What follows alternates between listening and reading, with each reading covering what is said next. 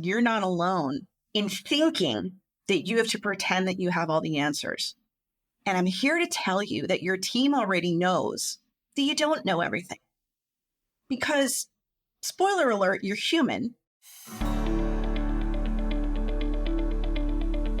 Welcome to the People Managing People podcast. We're on a mission to build a better world of work and to help you create happy, healthy, and productive workplaces. I'm your host, David Rice. My guest today is Claire Chandler. She is the author of Growth on Purpose and an executive leadership advisor. We're going to be talking about the book and how leaders can instill a framework for intentional growth. Claire, welcome. Thanks, David. It's great to be here. All right, so first off, tell us a little bit about you, your career over the years, what led you to write Growth on Purpose? That sounds like a simple question, but it's kind of a loaded one, right? So I've been doing this for quite a while now. I am a self-professed corporate survivor. I also happen to be a cancer survivor, but that's almost tangential, I think, to my story at this point. I spent the first 20 years or so of my career in corporate America. And then after my brief bout with cancer, I'm cancer-free now, thankfully. I left corporate in 2011, that same year, and sort of used that experience to propel me out to the entrepreneurial unknown. 2 years later, 2013, I founded my company, Talent Boost, and I specialize in advising large organizations on how to attract, retain, engage, and grow the right talent so that they will, in turn, grow your business for you. I wanted to talk about the book. We'll just jump right into it. In the book, you kind of start out with how to value your business. And you look at this through an equation of like business value equals profit times multiple. Profit is fairly straightforward, but take us through what you mean when you say multiple and the role that like intangible assets play in business value, particularly in today's economy. Yeah, it's always interesting to do the math around this, right? Because every business, even a nonprofit business, has to know its numbers. And when you think about tangible assets, you think about, the pipes in the ground, the buildings, the assets, the financial capital, the products that a company is known for. And back in the industrial economy, that drove upwards of 95% of the value of any business was their fixed, tangible, hard assets, right? Well, fast forward to today, and that is no longer true. It's the intangible assets that actually drive somewhere around 75% of the value of a business, more in more service-based businesses. So it's really important to understand that that is the magic in the multiple, right? As you said, profit is pretty straightforward, right? If you want to increase your profit, you either have to cut expenses or somehow increase revenue. And that's, it's pretty black and white. When you talk about the multiple side, though, that is where great organizations, sustainably growing organizations, really set themselves apart because they understand that those intangible assets, and we're talking about things like, your brand, your services, your intellectual property, your institutional knowledge, and your human capital versus your financial capital. That's all a bunch of wild cards when you think about it. And a lot of people think, well, you can't actually measure that, but you actually can. And because it drives the overwhelming majority of the value of the business, it is really important to nurture that in intentional ways. Absolutely. You talk in the book about measuring culture, kind of looking at how you measure these things. And there are some important metrics folks should be looking at in there, things like attraction rate, retention rate, engagement, internal hire rate. I'm curious, can you tell a little bit about how you look at each of these and what tools you've seen be most impactful in providing reliable insights based on these metrics? Yeah, absolutely. Most of the time when I work with a client organization, it is through the door of human resources or the people organization. Not always, but that typically is where the conversation starts. And HR is great. They're all proud of themselves. They have started to discover analytics, right? They have really sort of glommed onto the reality that they need to know their numbers if they are truly going to advise the business in the right direction. And so they've kind of gone metric crazy. They have started to analyze and measure anything and everything. And what I try to get my clients to understand, and it's where I focus this portion of the conversation in the book, is you don't have to measure every single thing just because you have the data available. You really have to focus on those four key metrics, right? So what's your attraction rate? What is your retention rate? Most companies translate that into their turnover rate, but let's flip that. what's your engagement rate? And then, as you said, what is your internal mobility or your internal hire rate? And those four metrics build on each other, right? You can't actually improve your internal mobility or your internal fill rate until and unless you do those first three activities really, really well, as measured by, are you attracting the right talent? Are you retaining them longer? Are you getting them more deeply engaged so that they will be more productive and help you move the needle? And so for organizations that really don't know where to start, maybe they don't have a lot of that data collected, or they have their numbers, but they've got no frame of reference. My go-to is typically Gartner, McKinsey, certainly, Deloitte, some of the other biggies. But when you're talking about measuring those intangible assets that we're talking about and the human capital that really drives the value of your business, Gartner is a great place to start if you are starting from scratch in terms of evaluating what does good look like. And in terms of like tools, I'm just curious to kind of follow up on that. How well do you think companies, that you've seen are using the tools? Because it seems like, whether it's an HRIS or an ATS or whatever, there's all these tools that can collect a ton of data for you. And like you said, everybody's going to go on a little metric crazy. How well would you say a lot of companies have done in sort of translating what they can get from those tools? And like, how effective have the tools been? Yeah, it's such a fundamental question, right? Because I do think over recent years, most organizations have gotten better about mining their data and actually pulling out of their systems, whether it is an HRIS system or good old fashioned old school Excel worksheets. They have been better at actually measuring. And now the key differentiator is, to your point, how do we translate that into action, right? How do we use the data? I mentioned analytics before. That's the big pivot point that most people, organizations, and most businesses are at right now. How do we not just focus on making sure that data is quality data, reliable data, because as we all know, garbage in, garbage out. But now how do we pivot that and actually translate that into insights that we can use to drive decisions?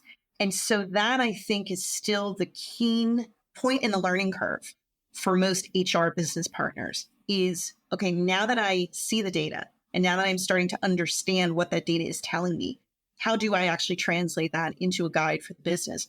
And it's incumbent upon HR to do that, because if they want to be taken seriously as a partner to the business versus just, the guy or gal with the clipboard that we bring in to fire someone, they have to get knowledgeable. They have to understand what that data is telling them, and they have to put it within context, right? I think HR has a really key obligation to put information related to people, related to talent, related to culture in context that the business is going to understand. So all those things are super important. And I think that is one of the main skills that anyone in HR is going to need to possess and draw upon forward. Yeah, I think that's a great way to say it, because, you can get quality in, like you said, we have the tools for that, but the only way quality out happens is insight plus action. If it's not driving decisions, better decisions, more, data-informed decisions, then it's just creating more noise. And as we know, you talk to any HR professional, they're going to tell you they're too busy for any of that. And it's like, because you've got to narrow in on what is actually going to move the needle, right? And you do that through better information. Absolutely. You talk about in the book, the 4 Ps of culture. It's people, process, purpose, and performance. And as someone who's worked as a journalist in the past, I really sort of like that framework because it reminds me of the who, what, where, why, and how. So that approach to sort of looking at organizational issues, something like culture, but you advise to not build initiatives around people, process, or performance. Take us through why that is and where leaders should focus their energy instead. So I love how you framed up the question, because coming out of college for about 10 minutes as an adult, I thought I was going to be a journalist. I had, run the school newspaper. I had sort of this dream that I was going to be the next, great reporter or writer or whatever. So it's so interesting that you framed up the 4 Ps that way. And so there are these 4 Ps, right? And if we talk about, I'm going to kind of go back, if you picture a Venn diagram and you put people, process, and performance in each of the 3 circles, the problem is that if you only focus on one of those 3 circles, you're going to more often than not diverge instead of come together. And what I mean by that is you put a CFO, a CEO, or a COO, and the chief people officer in the same room, and you have them focus on the same challenge, the same business task. The chief people officer is going to walk in and look through the lens of people first, right? The CFO is going to look in terms of performance. What's the bottom line financial outcome of this decision or this, situation that we're dealing with? And the COO is, they're going to focus on performance. Maybe they're going to dip a toe into people, but they really want to know, okay, what's the process that's going to get us there? And the problem is if you're focused on all those three different lenses, like I said, unless you're incredibly lucky and by pure coincidence, you're going to converge, you're more likely going to diverge and continue to create silos, which we know are the death knell and yet the artifact of every single large growing organization. And so the antidote to that is to focus on the sweet spot in the middle. And that's that fourth P of purpose. And before half of your audience tunes out and says, that's too squishy, it's great to have some meaning in your life and all of that, but we have to hit our numbers day in and day out. I'm here to tell you, if you don't focus first on purpose, first of all, you are not going to get the alignment that you need between the chief people officer, the chief financial officer, and the chief operations officer.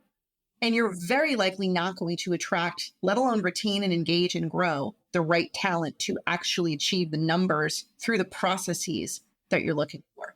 So the key is to put that purpose in the sweet spot in the middle and let that drive your decisions and kind of sort of steer those other three filters.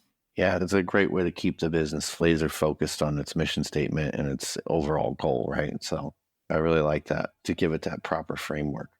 So I want to do something a little different. I wanted to, in the middle of our interviews, I've always thought about, should we put in a little break? Just something a little bit different. So I'm going to ask you almost like a lightning round question.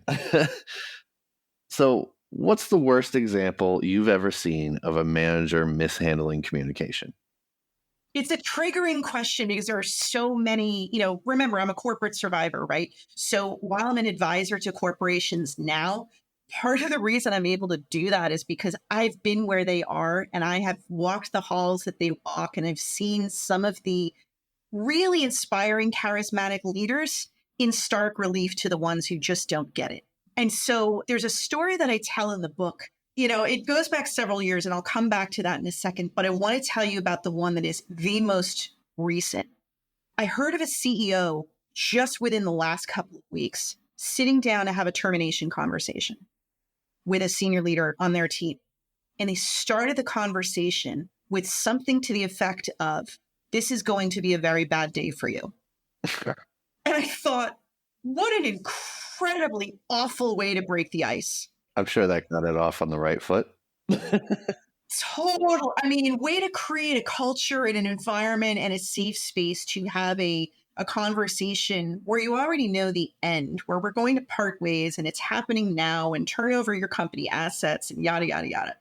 But to start from that standpoint, especially as an executive leader, I find to be so atrocious. And so that, to me, just from there's a recency bias to my answer to your question, but it feels to me like that is just one of the absolute worst ways somebody in that position can start a conversation. That's a great way to guarantee that the listener's brain starts to go 100 miles an hour on all these other things. I mean, talk about triggering fight or flight, defense mechanisms, just sort of presaging how this conversation is going to go by framing it in that way. Versus, want to talk to you today, let's have an open conversation or something to that effect. But to start with, this is going to be a very bad day for you, is such a self-fulfilling prophecy and just a telltale example of culture done wrong. Yeah, absolutely. That's triggering for me too, because I've had something similar experience. So that's awful. So steering it back to the book, the growth on purpose model is broken down into 4 pillars: aspiration, awareness, acceleration, and alignment. Take us through each of these a little bit and why they sort of fall in that order. Yeah, absolutely. So similar to the metrics, and not coincidentally, because they do inform these 4 pillars, these pillars do build on each other. These are sort of the do not pass go without getting each of these right in this sequence so that they can culminate in you and your organization actually fulfilling your growth strategy. And so the 4 pillars are the 4 A's. So you already know about the 4 P's. I'm very big on alliteration. I was an aspiring writer, back in I was about to be a journalist for 10 minutes days. And so pillar 1 is aspiration. You mentioned mission statement. We talk about how purpose is at the sweet spot or the intersection between people, process, and performance. This is absolutely your do not pass go moment, especially in this day and age where it is a candidate's market. And people are telling you how much they believe in you and your mission. with their feet, right? They're telling you by only doing enough not to get fired. They are telling you by the verbatim comments they are providing in your annual engagement survey. These are all telltale signs that the right talent is disengaging and looking for an exit. And so it's really important to get the aspiration pillar right, because you have to give the right talent a reason to believe. We are no longer in a command and control environment. We are no longer in an industrial economy where your fixed tangible assets drive the value of a business.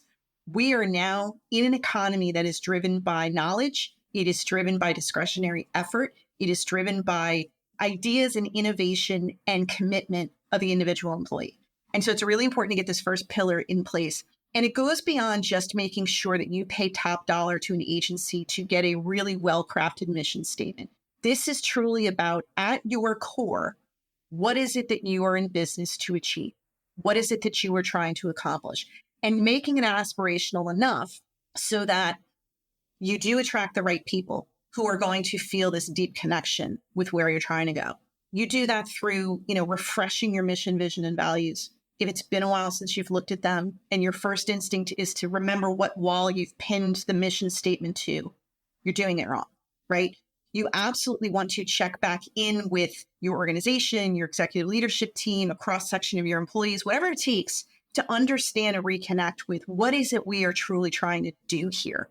Why does our company matter, right? So it's really important to get that part done right first. So that's pillar one.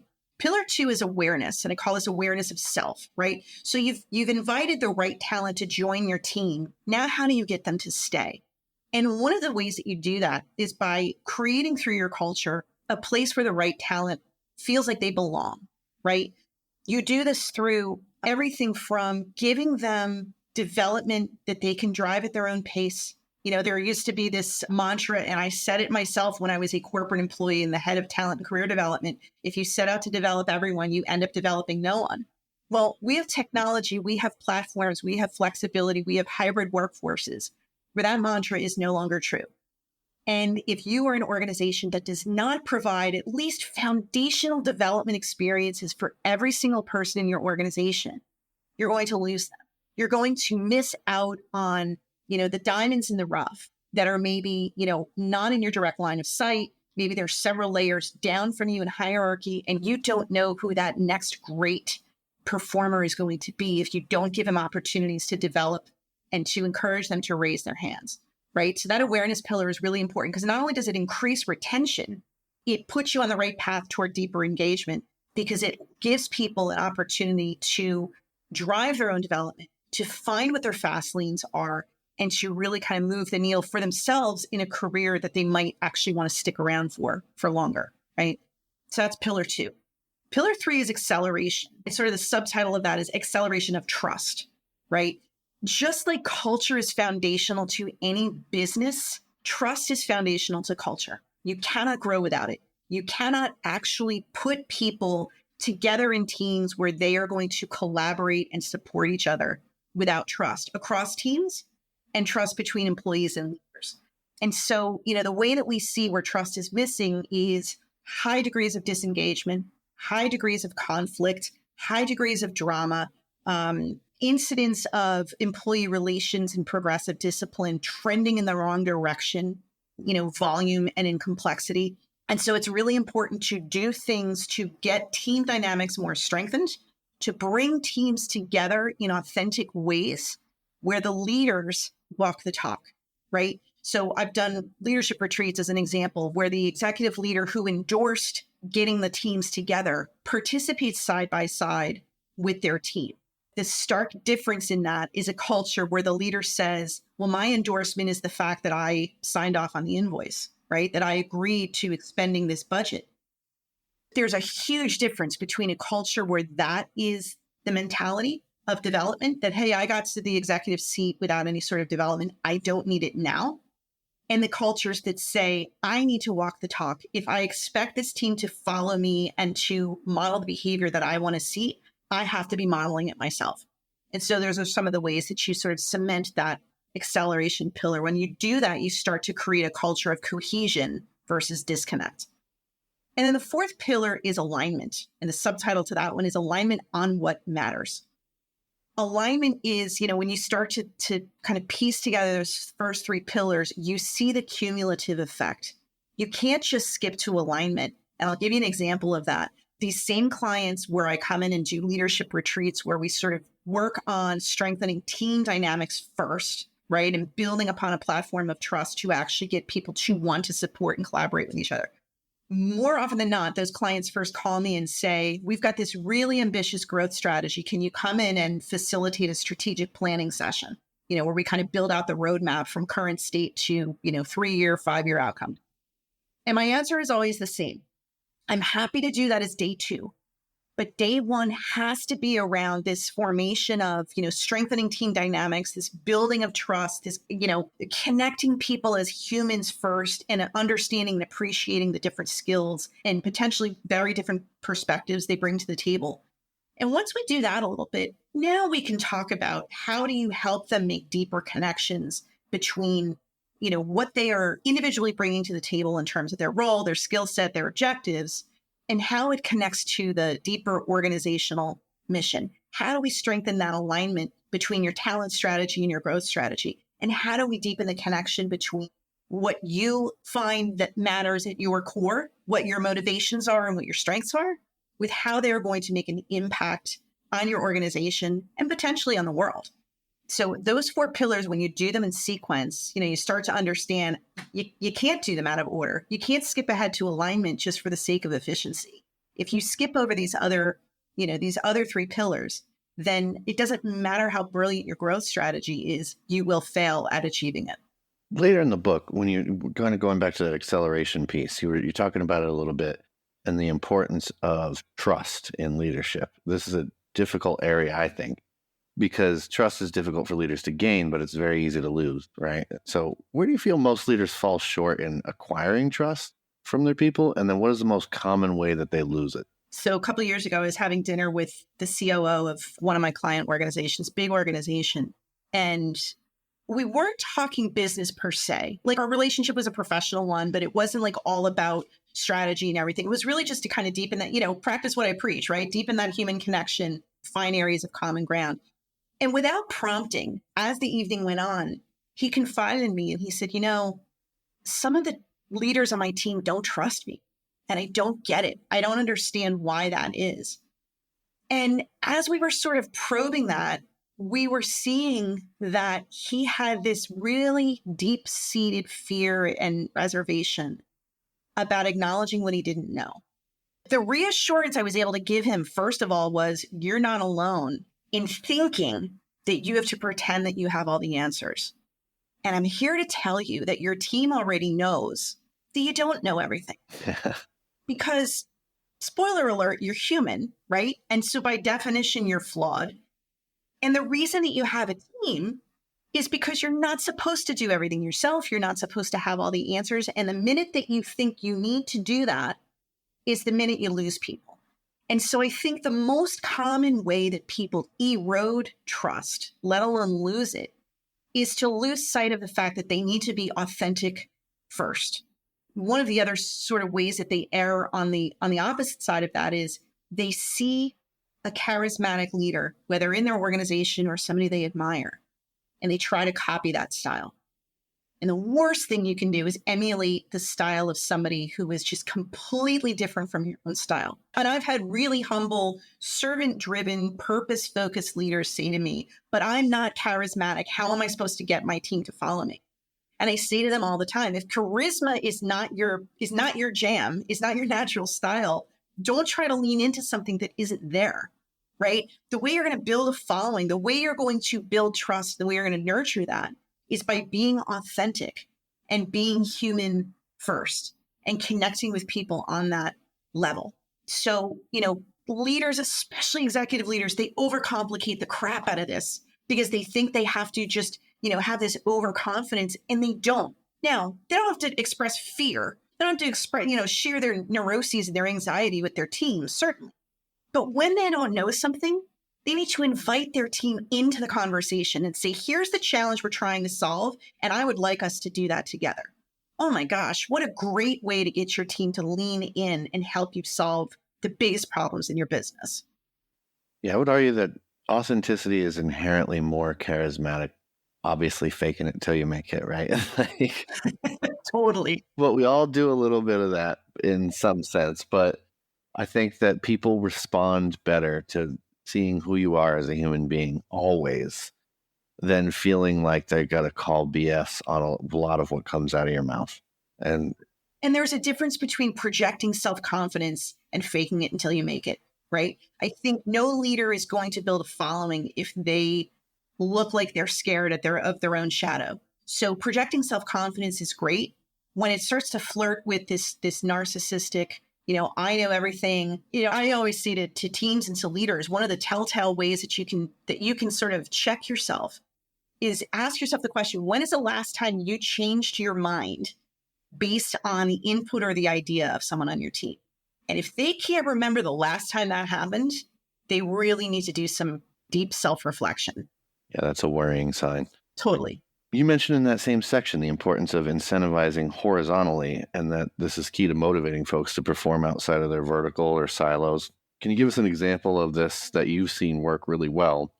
And what had to change in terms of mentality or philosophy from leadership?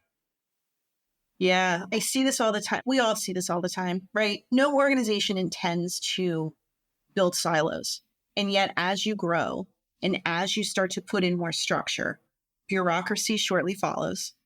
And one of the most natural things in the world to do as you form teams is to say, okay, here's your team's objectives, the objectives for your division, et cetera. And we always look vertically. And so one of the ways that you can kind of break out of that a little bit from a mindset perspective first, because we have to shift mindset before we can alter process, right? We have to kind of shift why this matters before we can alter the how, because people just get tied to the how, but whatever. When I do these leadership retreats, as an example, and executive leaders, middle managers, doesn't really matter. One of the first things I do is share ground rules. And one of those ground rules is, while you can advocate strongly for your own vertical, for your own team, for your own sphere of influence, think horizontally. When you get people to understand that, I use the example of spaceflight. When you look at mission control, before they will hit go for the space shuttle or for the latest SpaceX rocket to launch, they do a go, no go for launch, right? And they literally go around the room, and whoever is responsible for that vertical, for that portion of the the pre-flight check, they have a go or no go. And do you know how many no goes they have to have before they scrap a launch? No, I don't. One. That's what I thought. Just one, right?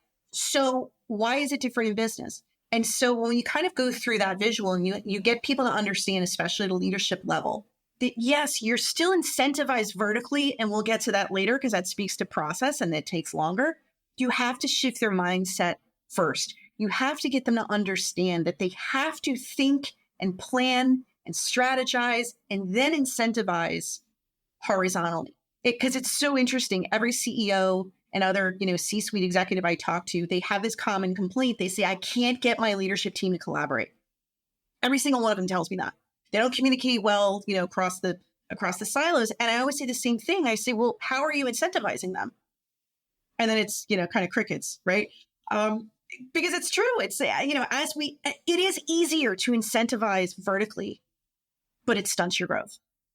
So you have to think horizontally. You have to shift the mindset first and get people to understand the mission criticality of thinking horizontally and planning across those silos before you can start to shift the processes to support that.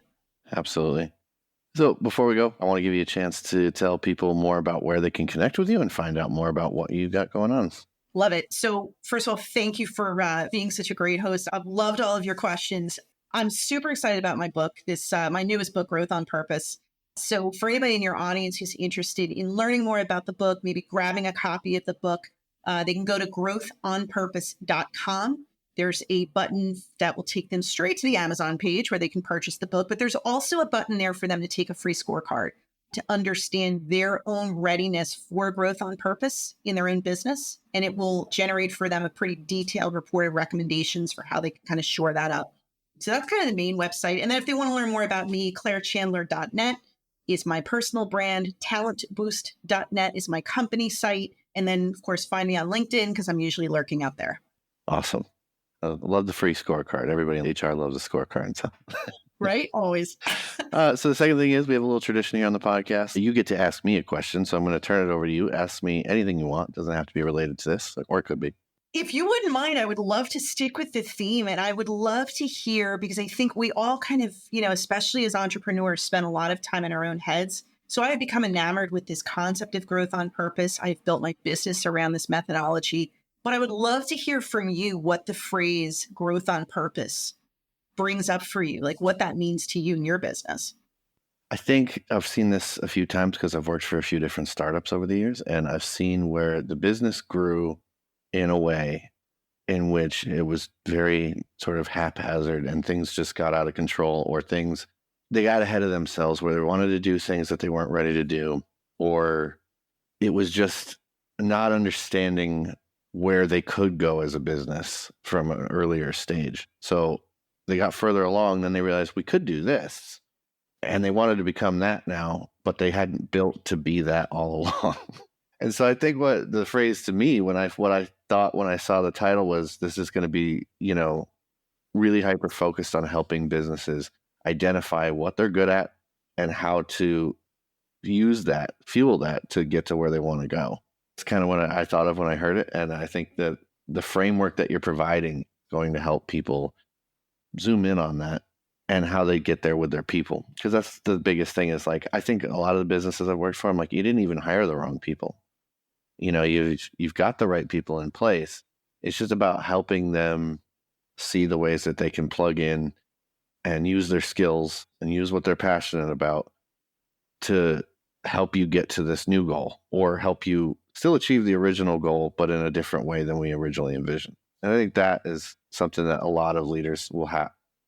We're coming into a time where technology is drastically changing the way a lot of people work. And because of that, you're going to constantly have to be convincing people to try new things, do new things, acquire new skills, maybe work in an area they never worked in before. And how well you are able to help them make that transition is ultimately going to determine your success. And you need frameworks in place and sort of a philosophy of like how you think about that. So that's why I wanted to have you on. I love all of that. And it's so key. And I'm glad that you got that, not just out of that phrase, but out of the book. I appreciate you. I appreciate you sharing your stage today. Absolutely. Thank you for coming on. It's been a pleasure having you. All right. And listeners, if you haven't done so already, head on over to peoplemanagingpeople.com/subscribe. Subscribe to the newsletter. And please do give us a review on these podcasts if the platform you're listening on has those options. And until next time, plant a seed and water it every day. Enjoy some summer sun.